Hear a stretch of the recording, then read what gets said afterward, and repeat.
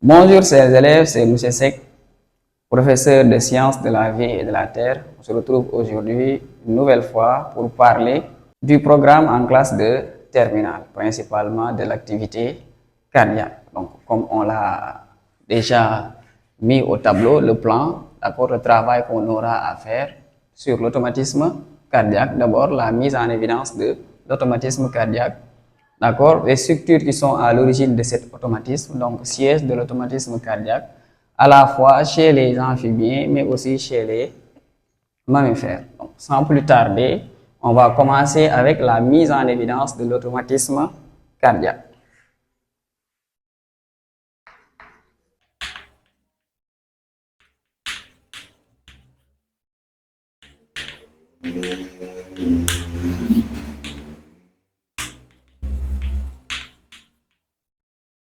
Donc, pour mettre en évidence l'automatisme cardiaque, on se base principalement sur des observations, mais aussi des expériences. D'abord, comme information,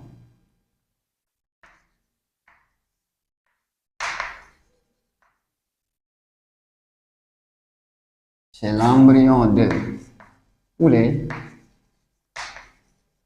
le cœur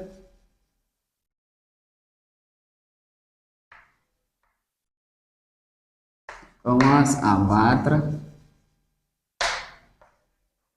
au moment où le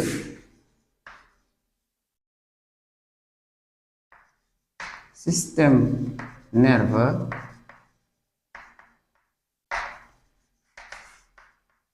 n'est pas encore en place.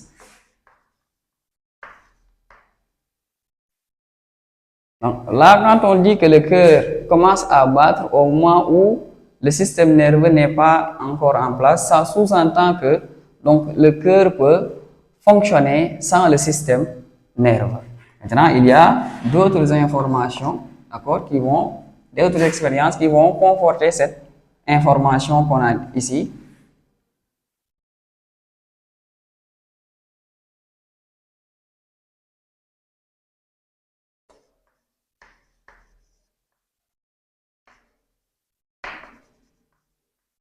C'est un animal décérébré et démédulé.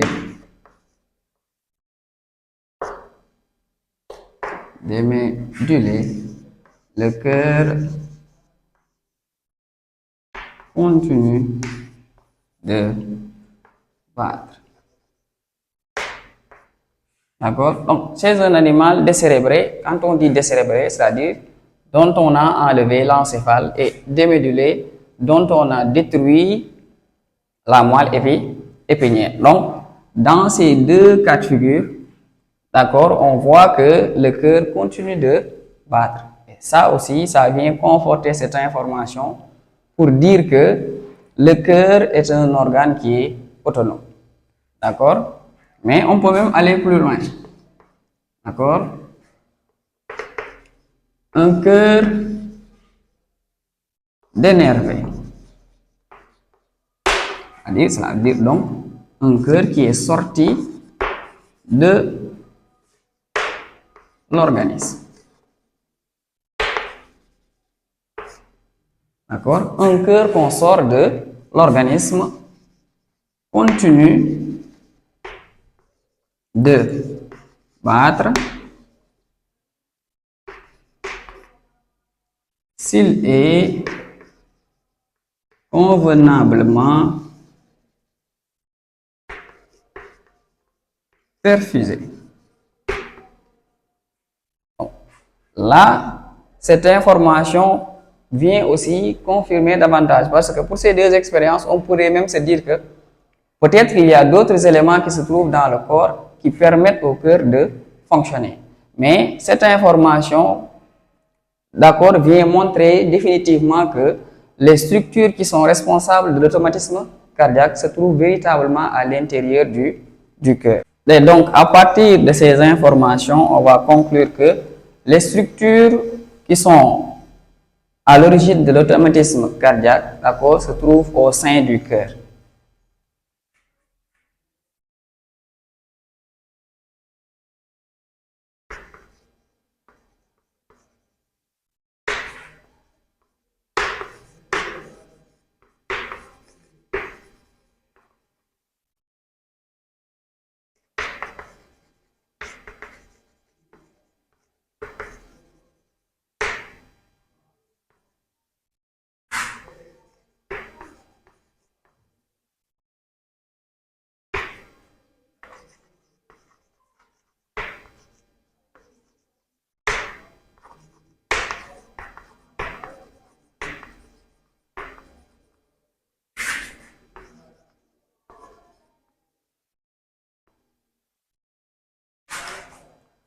Donc, là, comme on avait dit, d'accord, ces expériences, d'abord le cœur, puisque dans cette partie, on s'intéresse au fonctionnement du cœur, d'accord, qui est un muscle creux.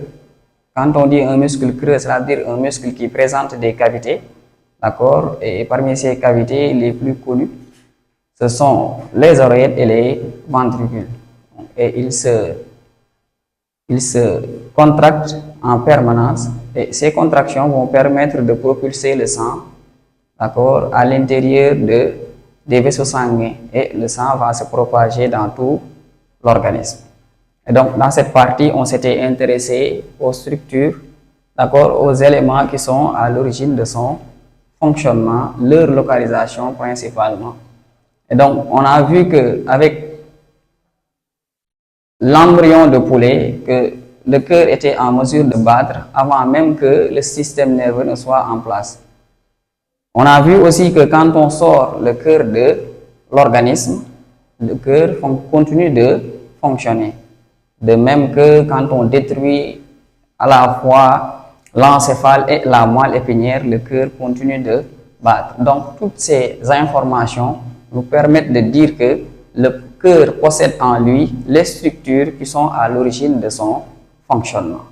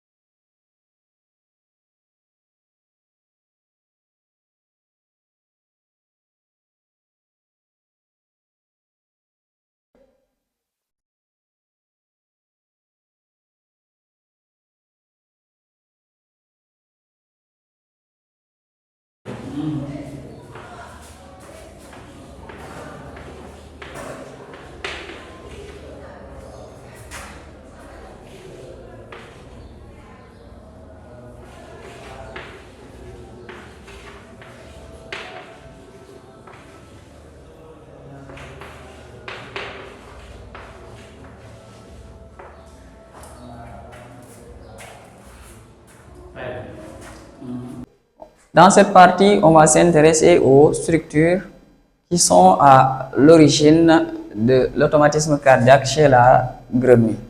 Donc, d'abord, on voit dans l'organisation du cœur de la grenouille que on a ici cette première partie, d'accord, que l'on appelle le sinus veineux. Le sinus veineux. D'accord? Et dans le sinus veineux, on voit qu'il y a un ganglion que l'on appelle le ganglion de Remarque. Il y a aussi là les oreillettes.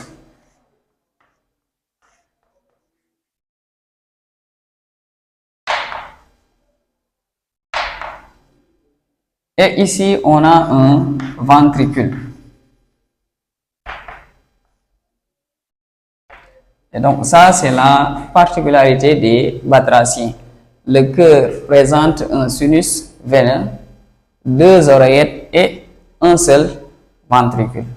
Maintenant, cette expérience a été réalisée par un scientifique que l'on appelle Stanius. Donc, qu'est-ce qu'il a fait? Dans un premier temps, il a placé une première ligature, d'accord, qu'il a appelée L1, entre le sinus veineux et les oreillettes.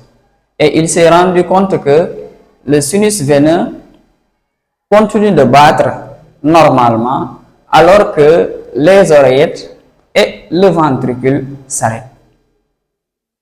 D'accord? Et donc, si on se base sur ça seulement, on peut dire que c'est le sinus veineux qui contrôle à la fois son fonctionnement, mais aussi le fonctionnement du reste du cœur, puisque sans lui, les oreillettes et le ventricule ne peuvent pas fonctionner.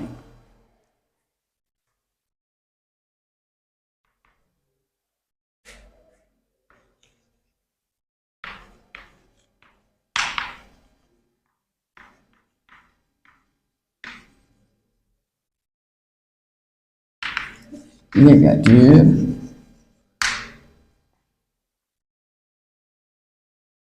entre le sinus veineux et les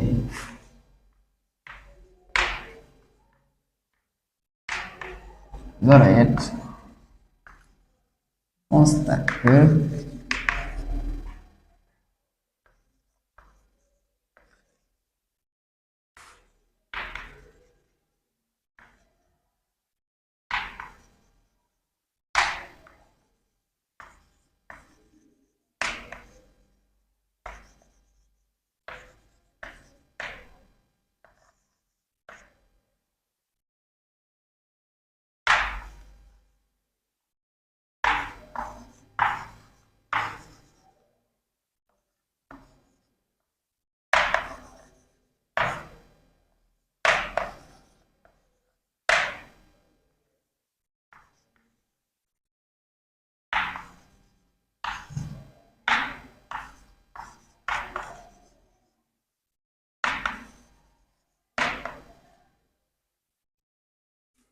maintenant, il ne s'est pas arrêté là. Qu'est-ce qu'il a fait?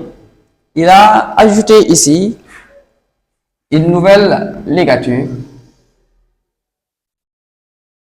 d'accord, qu'il a appelée L2, d'accord, entre les oreillettes et le ventricule. Et là, il se rend compte que le sinus continue de fonctionner toujours normalement, les oreillettes du moins sont toujours au repos, mais le ventricule commence à fonctionner avec un rythme plus lent. D'accord? Et là, donc, ce qu'on peut voir, c'est que les oreillettes avaient empêché en réalité le fonctionnement du ventricule, puisque lorsque les deux sont ensemble, le ventricule ne fonctionne pas. Mais si on les sépare par une ligature, le ventricule commence à fonctionner.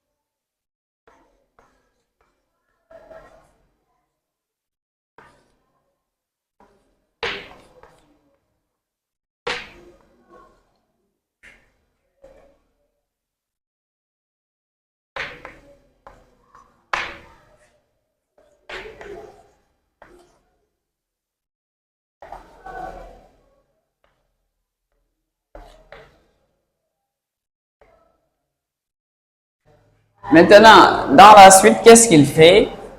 Là, il retire la première ligature qu'il avait placée entre le sinus veineux et les oreillettes. Et là, il se rend compte que les oreillettes battent au même rythme que le sinus veineux. Et là, le ventricule continue, d'accord, son fonctionnement, mais avec un rythme toujours plus lent. D'accord? Et ceci nous montre donc que non seulement le sinus veineux, d'accord, grâce à son ganglion de Riemann, est à l'origine du fonctionnement, d'accord, du sinus veineux, mais il contrôle en même temps le rythme du cœur. Parce qu'à chaque fois qu'il est lié à un élément ici du cœur, à une structure, cet élément va suivre le rythme du sinus veineux.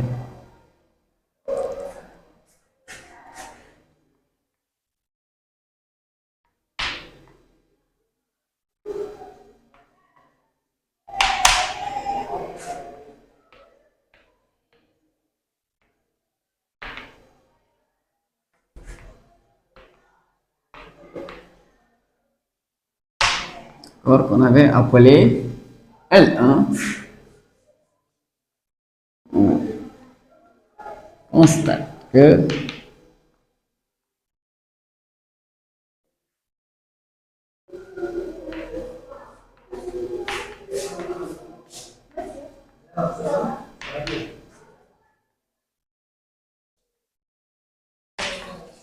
battent au même rythme que le sinus veineux. D'accord? Alors que le ventricule continue son fonctionnement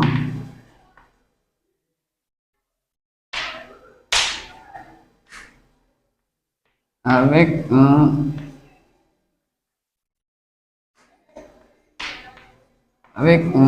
rythme plus lent. D'accord? Et de ces expériences, on peut tirer plusieurs conclusions. Dans un premier temps, on peut retenir que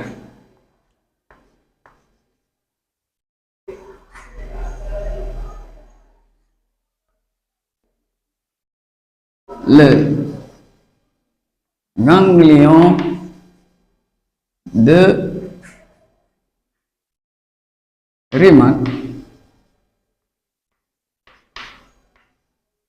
est à l'origine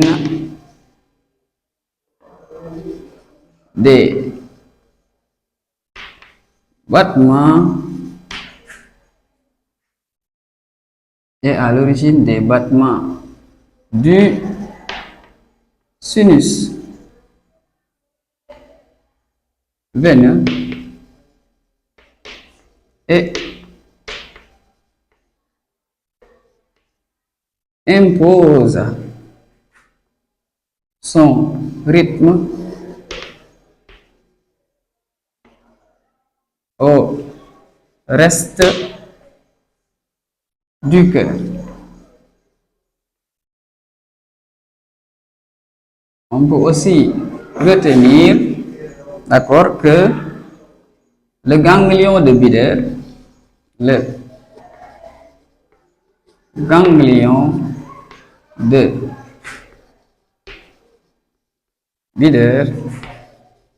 est à l'origine du fonctionnement du ventricule.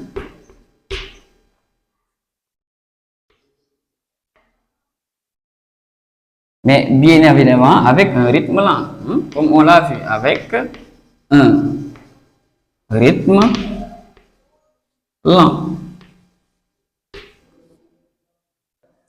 Et en dernier lieu, il y a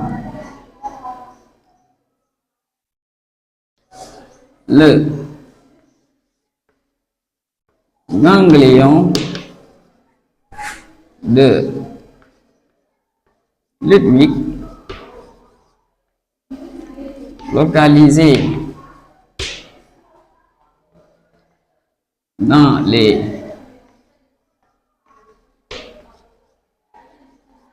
les oreillettes a une action inhibitrice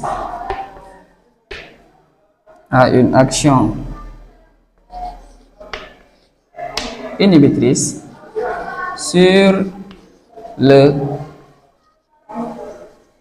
ganglion de Bieder. Donc, en résumé, on va retenir cela, que le sinus veineux contient un ganglion qui est à l'origine de son fonctionnement et qui impose son rythme au reste du cœur. Qu'est-ce qui nous a permis de voir cela? D'abord, la première ligature. Quand on l'a réalisé, on a vu que le sinus veineux avait continué son fonctionnement alors que le reste du cœur s'était arrêté. Et donc, ceci nous permet de dire qu'il est à l'origine non seulement du fonctionnement du ganglion, mais il contrôle aussi le fonctionnement du reste du cœur. Maintenant, quand on a ajouté cette deuxième ligature, on s'est rendu compte que, en réalité, le ventricule pouvait fonctionner, mais si et seulement si il est dissocié des oreillettes. Puisque, en présence des oreillettes, le ventricule ne fonctionne pas, et là, on déduit donc que ce sont les oreillettes qui bloquent le fonctionnement du ventricule. Et puisque à l'intérieur des oreillettes, il y a le ganglion de Ludwig, c'est pour cela qu'on a dit que le ganglion de Ludwig a une action inhibitrice sur le ganglion de Bieder, qui est localisé au niveau du ventricule. Maintenant, dans la dernière expérience, quand on a retiré la première ligature, on s'est rendu compte que le sinus et les oreillettes battaient au même rythme. Puisqu'on a vu que les oreillettes sont incapables de fonctionner eux-mêmes, et là donc, on va déduire que c'est le sinus veineux qui emporte les oreillettes dans son fonctionnement. Mais mieux, on va même dire mieux, le sinus veineux emporte le reste du cœur dans son fonctionnement, puisque sans les oreillettes, du moins sans les ligatures, tout le cœur bat au même rythme. D'accord? Maintenant, dès qu'on commence à placer les ligatures, on parvient à distinguer le rôle de chacun de ces éléments qu'on trouve à l'intérieur du cœur de grenouille. Maintenant, on va continuer dans la dernière partie où on doit parler de l'automatisme cardiaque, encore des structures qui sont à l'origine de l'automatisme cardiaque chez les mammifères.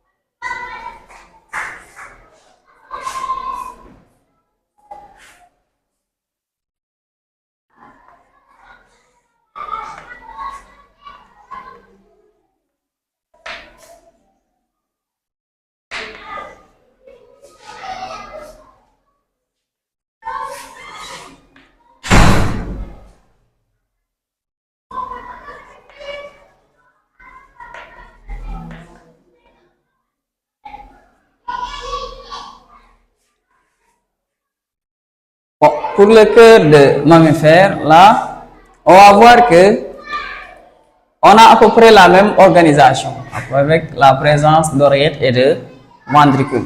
Mais ici, on voit qu'il y a 2 oreillettes et 2 ventricules. Donc 4 cavités comme avec la grenouille. Mais ici, comme j'ai dit, la différence c'est qu'on a 2 oreillettes et 2 ventricules. Avec la grenouille, on a un sinus veineux, 2 oreillettes et 1 ventricule. Mais ici, on a 2 oreillettes et 2 ventricules. Mais aussi, on a des structures à l'intérieur du cœur. En l'occurrence, le nœud sinusal, d'accord, qui se trouve au niveau de l'oreille droite, le nœud septal qui se trouve dans la zone auriculo-ventriculaire et enfin le faisceau de His qui est un prolongement qui prolonge le nœud septal et le faisceau de His lui-même est prolongé par le réseau de Purkinje. Et donc, pour cette partie, pour voir le rôle de chacun de ces éléments, on va réaliser des expériences de destruction et de section. D'accord? Dans un premier temps, on élimine un organe et on regarde les résultats. Donc, ici, si dans un premier temps, on réalise la destruction, d'accord, du nœud sinusal, là, on va se rendre compte que le cœur ne va pas s'arrêter, mais le cœur va ralentir. D'accord? Je ne sais pas si vous voyez la différence avec ce qu'on avait dit à propos du cœur de batracien. Parce qu'avec le cœur de batracien, si on, d'accord, sépare le ganglion de Rimac du reste du cœur, le cœur s'arrête. Mais ici, le cœur ne s'arrête pas, mais ça ralentit. Donc, première information. Suite à la destruction du nœud sinusal, le cœur ralentit. Maintenant, le ralentissement du cœur nous renseigne sur une chose, d'accord, qui est fondamentale, c'est que le nœud sinusal est responsable du rythme normal du cœur, puisque sans lui, le cœur ralentit. D'accord? En conclusion, on va retenir que le nœud sinusal est responsable du rythme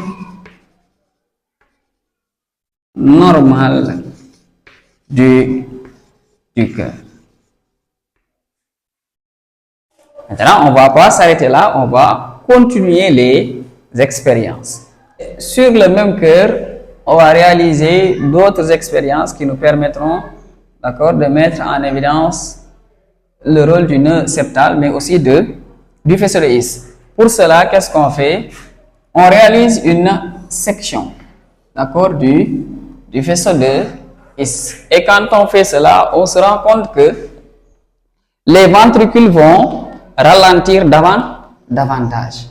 D'accord? Les oreilles avaient ralenti, mais là, les ventricules vont ralentir davantage.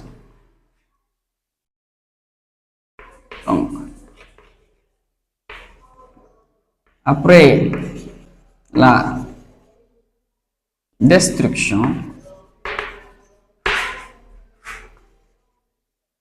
du nœud sinusal, si on sectionne le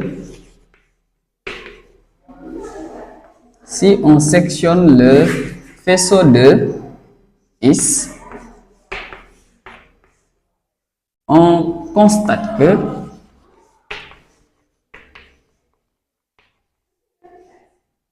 les ventricules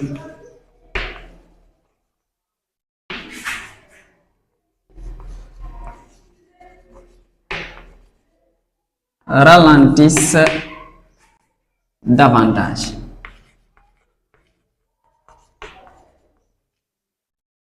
Les ventricules ralentissent davantage.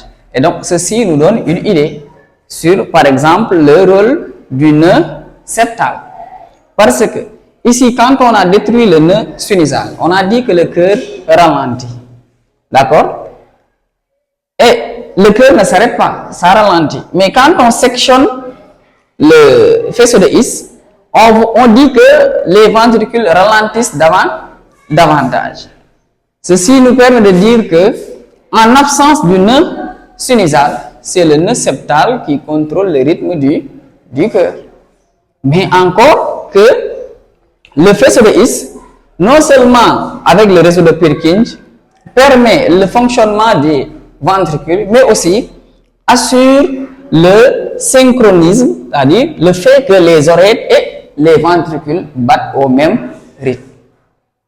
C'est bon? Là, on va retenir que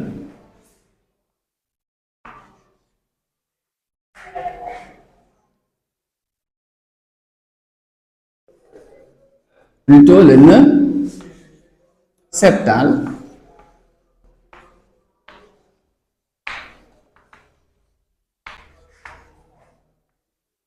permet un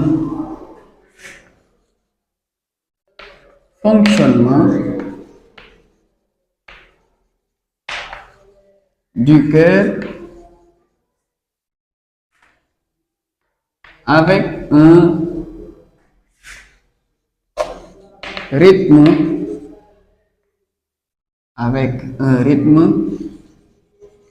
lent. Encore, le rythme environ 50 à 60 battements d'accord par minute.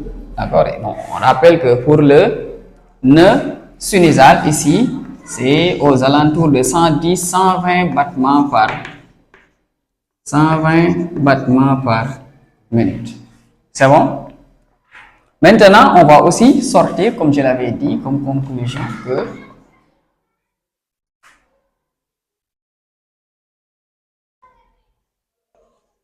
le faisceau de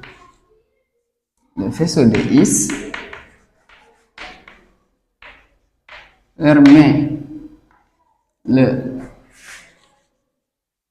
fonctionnement des ventricules.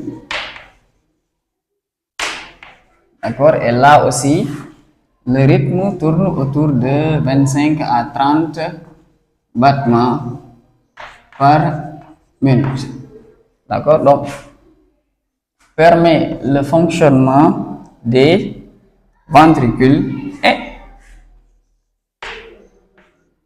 assure le synchronisme auriculo-ventriculaire. Le synchronisme auriculo-ventriculaire. D'accord? Bon, c'est-à-dire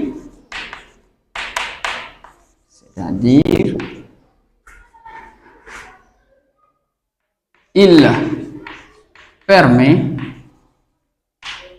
aux oreillettes et aux ventricules de battre au même rythme.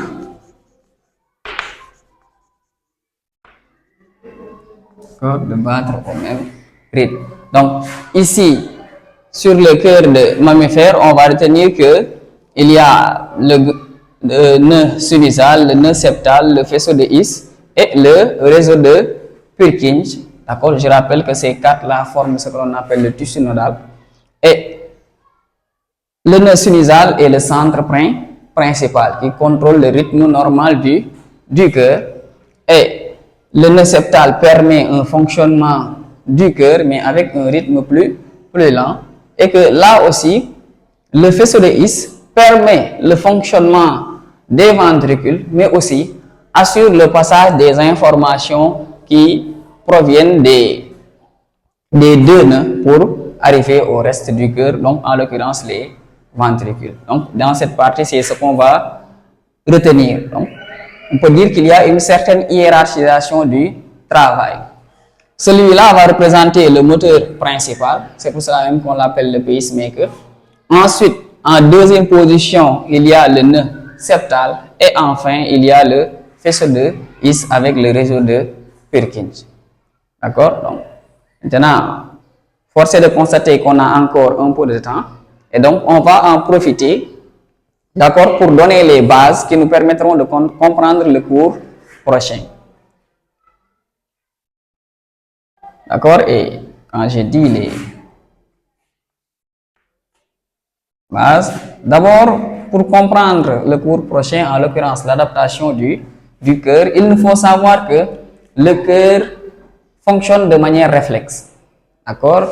Quand je dis le cœur fonctionne de manière réflexe, cela veut dire qu'on ne peut pas contrôler volontairement le fonctionnement de notre cœur. D'accord? C'est impossible. C'est pour cela qu'on dit que le cœur fonctionne de manière réflexe. Et là, quand on dit réflexe, automatiquement, on pense à ces 5 éléments.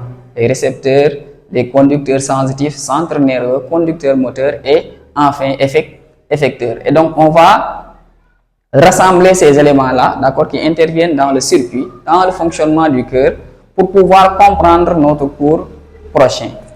D'accord? Et chers élèves, il faut faire des efforts, d'accord? Il faut faire des efforts pour apprendre et retenir, d'accord, ces informations qui sont en rapport avec ces 5 organes-là. Et ceci, Inch'Allah, va vous faciliter la compréhension.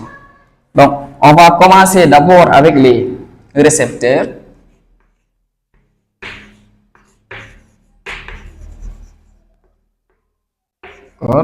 Récepteur. Et donc, quand on dit récepteur, d'accord, c'est une structure qui est capable de détecter les perturbations du milieu. D'accord? Structure capable de détecter les perturbations du milieu. Et ici, on a deux types de récepteurs. On a deux types de récepteurs, bien qu'il y a d'autres qu'on verra après, Inch'Allah. Il y a ce que l'on appelle les mécanorécepteurs, d'accord, ou encore ou barorécepteurs. Barorécepteurs, d'accord, qui sont des structures qui sont sensibles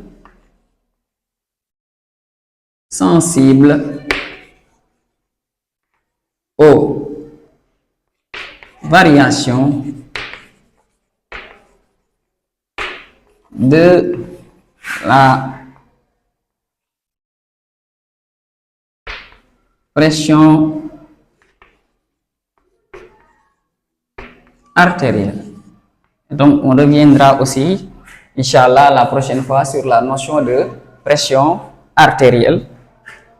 Donc, comme récepteur, on a aussi les chémorécepteurs.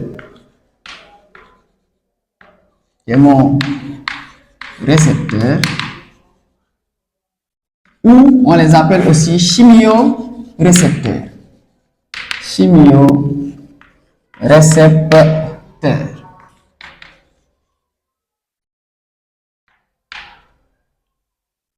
Donc, les chimiorécepteurs, ce sont des récepteurs qui sont sensibles sensible à composition, la composition chimique du sang. Sensible à la composition chimique du sang. Et donc, quand on dit sensible à la composition chimique du sang, on fait allusion au taux de CO2. Taux de CO2, le dioxyde de carbone. Et toujours dans le circuit, il y a les conducteurs sensitifs.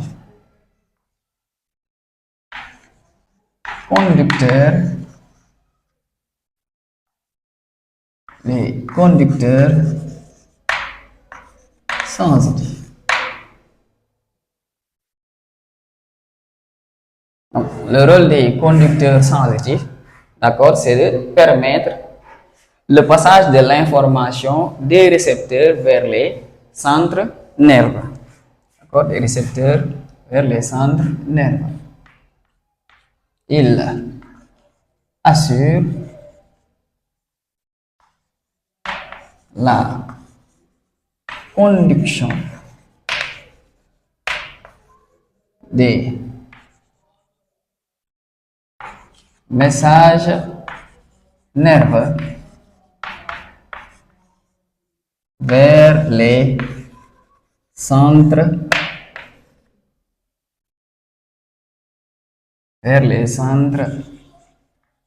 nerveux.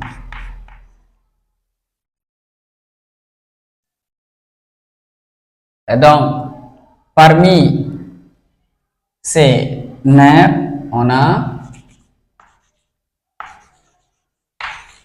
le nerf de Sion, d'accord, qui part de la crosse aortique.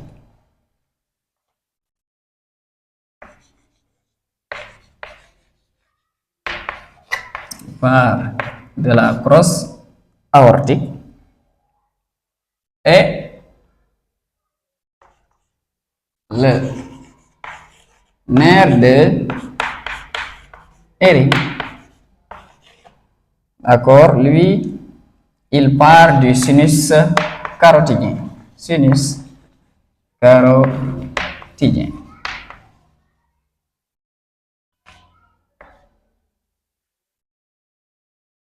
Or, comme on l'a cité ici, il y a aussi les centres nerveux. Centres nerveux. Eux, leur rôle, c'est, d'accord, d'abord de recevoir les messages nerveux sensitifs qui proviennent des récepteurs. Puisque, comme je l'ai dit, les récepteurs détectent les perturbations du milieu et les transforment en messages nerveux. D'accord? Et les nerfs sensitifs vont prendre ces messages nerveux et les envoyer vers les centres nerveux. Les centres nerveux vont à leur tour exploiter ces informations. D'accord? Donc, ils reçoivent les messages sensitifs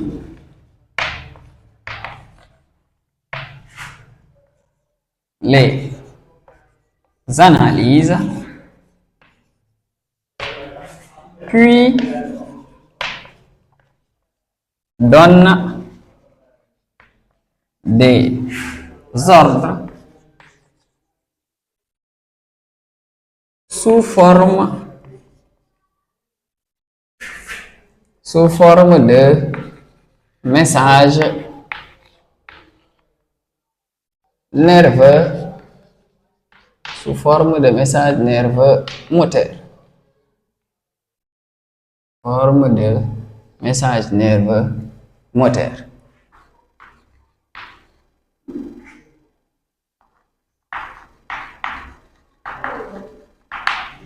D'accord? À l'intérieur duquel on a deux centres qui sont antagonistes.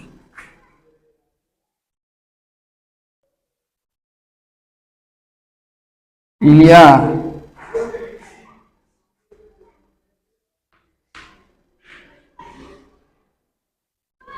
le centre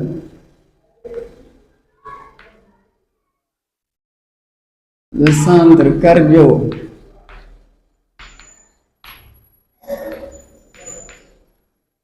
accélérateur, d'accord, qu'on appelle communément entre cardio accélérateur bulbaire. Il y a aussi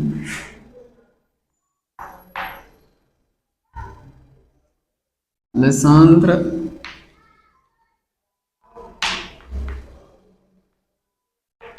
cardio modérateur, d'accord, qu'on appelle communément CCMB.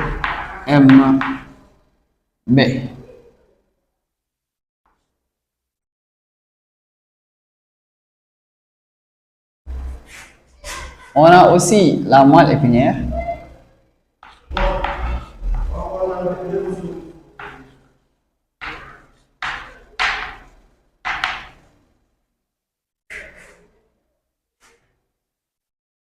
Maintenant, au niveau de la moelle épinière, il n'y a qu'un seul centre. C'est le centre cardio accélérateur médulaire.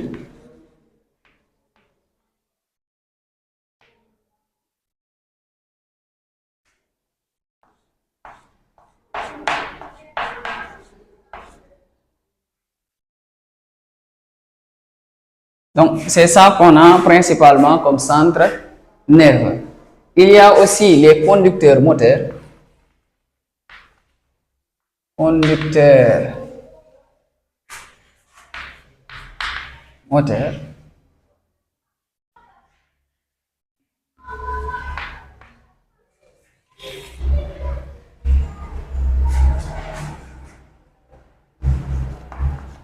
Ils assurent la conduction des messages nerveux vers les effecteurs.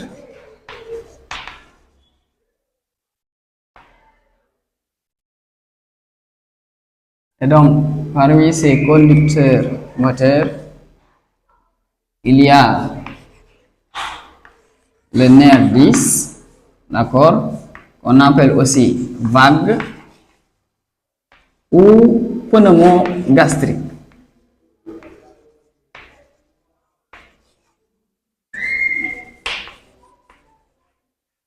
D'accord, nerf 10, nerf vague ou nerf pneumogastrique. Lui, il est relié au cœur.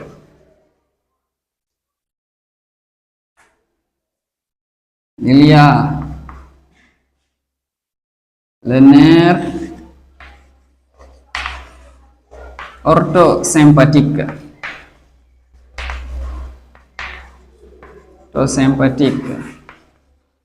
Cardiaque, qui lui aussi est relié au cœur.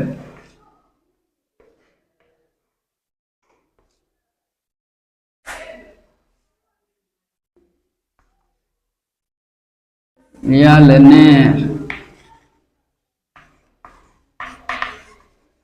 orthosympathique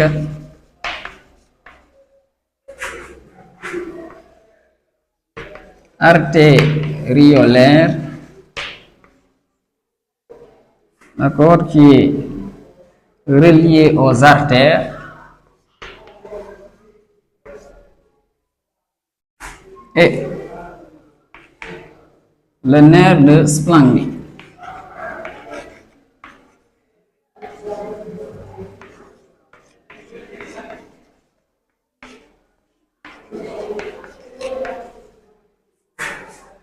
Lui, il est rattaché à la médullo-surrénale.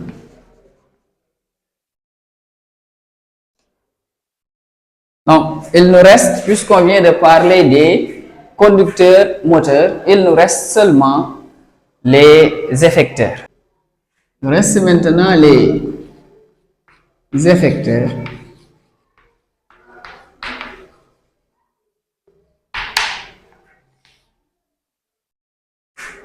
D'accord? Il réalise encore ou encore accomplissent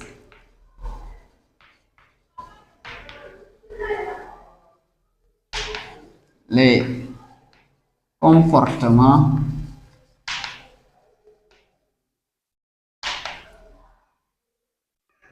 ou actes.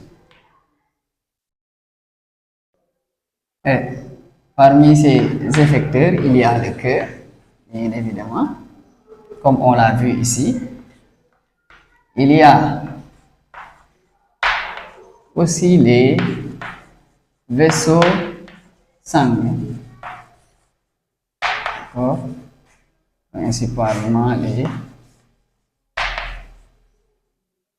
artères. Et en dernier lieu, il y a la médulo-surrénale. Sur ce, on vient de terminer les éléments qui interviennent dans le fonctionnement du cœur, donc le circuit en passant des récepteurs aux effecteurs, et ceci nous servira de base pour le cours prochain, en l'occurrence sur l'adaptation du cœur en fonction des conditions physiologiques. Donc, on va s'arrêter là et se dire d'accord à la prochaine, Inch'Allah.